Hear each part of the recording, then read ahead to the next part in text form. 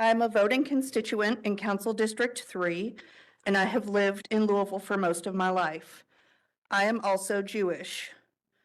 I want you to hear tonight that the Jewish Federation of Louisville does not speak for me.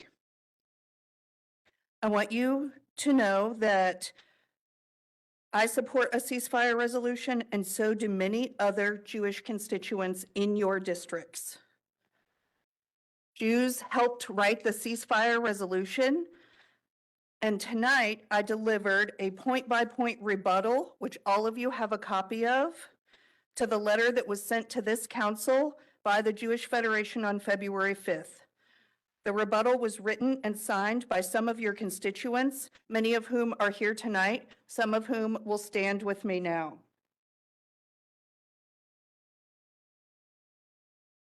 The Jewish Federation and most of the people who signed the letter are paid lobbyists for the state of Israel. We know them, and we know that they will always support Israel no matter what Israel does. We, Jews, are asking you to pass the ceasefire resolution. We are here not because we're getting paid to lobby to you, but instead because we care about this community and we want Louisville to be on the right side of history. This is actually not complex.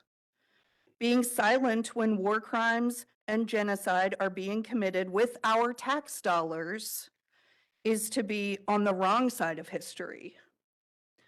The lesson of the Holocaust is that if you ever see people locked in a prison and being starved and killed, then you speak up and you demand that it stop.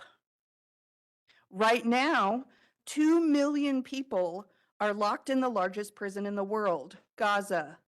This morning, there was an open massacre on people waiting for food. People who were in line for flour after days of eating animal feed. Can you imagine? Israel's massive bombing is killing mostly women and children. Israel has cut off food and water for the entire population and is now causing children to starve to death.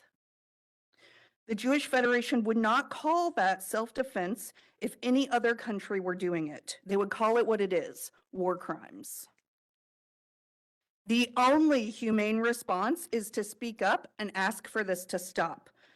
As a Metro Council, your only way of speaking up is to vote for and pass the ceasefire resolution.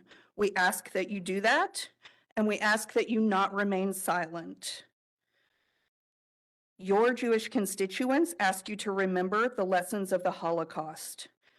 Listen to your conscience and ask your conscience, is it right to starve children to death? Is it right to ask for it to stop? Thank you. Thank you, Ms. Stern. Good evening. My name is Rasha Hamoud. I'm a Palestinian American, and I'm here as a physician speaking in favor of the proposed ceasefire. As a physician, I'd like you to imagine a patient who comes into the hospital with a massive heart attack. He undergoes successful emergency procedures and has a heart stent placed to prevent him from dying. You would assume the job is done at that point, but in many cases, it's not. It's not so simple, as many of our patients cannot afford healthcare insurance. They cannot afford their own medications. In the case of this patient, it may take doctors and caseworkers hours of scrounging around to make sure the patient is able to leave the hospital safely. You go through the most sophisticated procedures only to have to worry about being able to afford the medicines afterwards. I cannot imagine that happening in Louisville. Imagine if you are that same patient and you find out that in other countries like Israel, healthcare is free. Patients are taken care of no matter what. Medications are readily available. Imagine if you as that patient find out that America, your country, funds Israel with billions of dollars each year. More than $3 billion annually, $9 million from Kentucky itself. Billions of dollars that could have paid for your medication and the medication of that diabetic patient relying on insulin, or that psychiatric patient who relies on their medication to function daily. Imagine further if that patient, that Louisville citizen, that American citizen learns that Israel is now using those billions of dollars to aid to perpetuate a genocide against an unarmed people living in tents.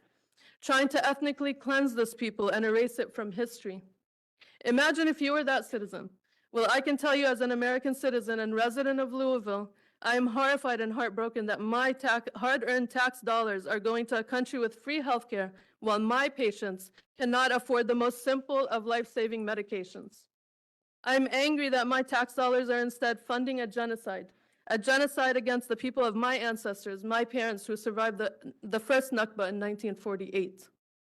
Just today, as Ms. Stern noted, in Gaza City was one of the more cruel massacres committed by Israeli forces. Starving Gazan men waiting to receive food from an aid truck were shot at by Israeli tanks and bloodthirsty snipers. Fathers trying to feed their starving children, more than 100 dead, scenes of flour and blood mixed together, the aid truck becoming transportation for the martyrs and the wounded instead of life-saving food. Louisville is better than this. We are better than this. Americans and Kentuckians deserve better than to be dragged into complicity of this genocide. The people of Louisville are waking up to the realities I described above. Let's do better. We demand our politicians stop funding the Israeli war machine and instead use the money to take care of our own people, our own patients, our own citizens. Louisville must stand on the right side of history and humanity. On the side of truth and justice, we demand a permanent ceasefire now. Thank you, Dr. Avid. Good evening, everyone. My name is Saeed El-Bakri. I'm a Jordanian Palestinian man, a representative of the Louisville Students for Justice in Palestine, and a lifelong Louisville resident living in District 14. My grandparents on my mother's side were ethnically cleansed from their homes in Jerusalem, Palestine in 1948 upon the creation of the Zionist state Israel in an event called the Nakba. The Nakba, the word, means catastrophe in English. During the Nakba, about 750,000 Palestinians, over 80% of the population at the time, were displaced from their homes and have since then denied the right of return. Every Palestinian has their own story of the Nakba, and we still feel this trauma over 75 years later. When we look upon historical events like the Nakba, we tell ourselves that were we alive at that time, we would have done everything in our power to end it, and yet here we are. Aaron Bushnell was an active duty U.S. Air Force member who earlier this week self-immolated in an effort to draw attention to the ongoing genocide in Gaza and demand that we all stop being complicit in genocide. In his last Facebook post, he said, "Many of us like to ask ourselves, what would I do if I was alive during slavery, or the Jim Crow South, or apartheid? What would I do if my country was committing genocide? The answer is, you're doing it right now," end quote.